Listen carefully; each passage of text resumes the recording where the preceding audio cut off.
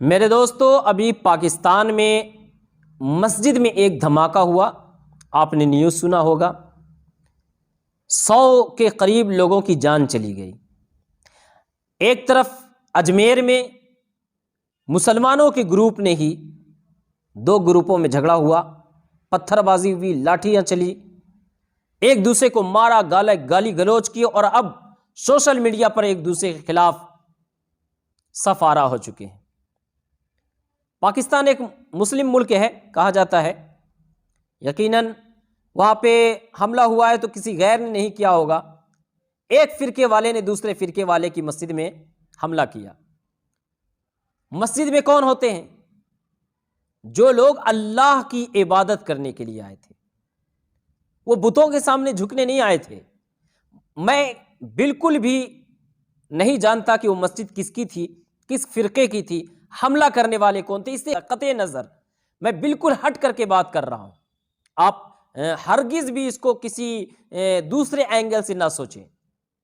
لیکن اب سوچیں تو ذرا کہ وہ فرقہ بھی اپنے آپ کو مسلمان کہتا تھا، یہ بھی، اور اس نے اس مسجد میں بم پھوڑا. 100 سے زیادہ لوگ مر گئے جو لوگ کرنے آئے تھے، اللہ کے نام پر آئے تھے. اور جن لوگوں نے حملہ کیا ان کا بھی کہنا ہم نے یہ اللہ کے لیے کیا. اجمیر شریف میں جھگڑا ہوا ہے، دونوں اپنے آپ کو حق کہہ رہا ہے اور دوسرے کو باطل کہہ رہا ہے. دوسرا اپنے آپ کو حق کہہ رہا ہے اور یہ سامنے والے کو باطل کہہ رہا ہے. مسجد میں لڑ رہے ہیں، جوتے چپل آپ ویڈیوز میں دیکھ سکتے ہیں، لاٹھی ڈنڈے پتھر اللہ کے گھر میں چلے. غریب نواز جو اتنے بڑے اللہ کے ولی ہیں، ان کے آستانے کے سامنے میں اتنی خطرناک حرکتیں، اتنی گندی حرکتیں کی ہیں کہ نہ صرف اہل سنت کا بلکہ تمام مسلمانوں کا سر شرم سے جھک گیا ہے. آج غیر مذاق اڑا رہے ہیں، وہ لوگ آپس میں اپنی دوریاں ختم کر رہے ہیں. ان کے تو مذہب کے اندر عبادت کے طور طریقے الگ ہیں. ایک فرقے کا خدا الگ ہے، ایک فرقے کا خدا الگ ہے. الگ الگ خداؤں کو مانتے ہیں، ان کے الگ الگ رسم و رواج ہیں، ان کے الگ الگ طور طریقے ہیں، ان کے الگ الگ پہناوے ہیں، طرز عبادت الگ ہے. لیکن وہ لوگ ایک نام پر ایک ہونے کی کوشش کر رہے ہیں. اور آپ اسی اللہ کو مانتے ہیں جس کو آپ کا مخالف مانتا ہے. اسی کعبے کی جانب منہ کر کے نماز پڑھتے ہیں نا. اذان، قرآن، رمضان، پیغمبر خدا، یہ سب آپ کا ایک ہے. کچھ اختلافات ہو سکتے ہیں، کچھ فروعی باتوں میں آپ کا اختلاف ہو سکتا ہے، تو کیا اس کے لیے لاٹھی ڈنڈے پہ اتر آئیں گے، بم پھوڑنے پر اتر آئیں گے، جان لینے پر اتر آئیں گے؟ قرآن کی کس آیت میں، اسلام کے کون سے درس میں، رسول اللہ کی کس حدیث میں ملتا ہے کہ اپنے سمت مخالف کے قتل کر دو؟ اگر کسی فروعی مسئلے پہ آپ کا اختلاف ہے تو سامنے والے کو مار دو.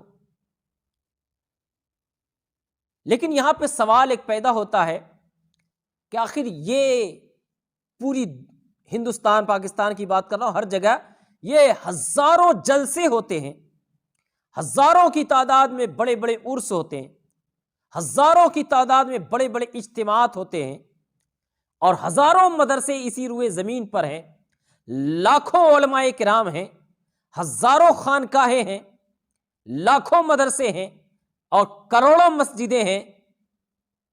اس کے باوجود ہم اپنے معاشرے کو نہیں سدھار پا رہے ہیں، ہم اپنے معاشرے کی تصحیح نہیں کر پا رہے ہیں، ہم اپنے معاشرے کی اصلاح نہیں کر پا رہے ہیں. تو یہ ہماری کمیاں ہیں. آپ کو عوام کو سمجھانا کچھ ہے اور آج اسٹیجوں سے، مدرسوں سے، خانقاہوں سے سمجھایا کچھ اور جا رہا ہے.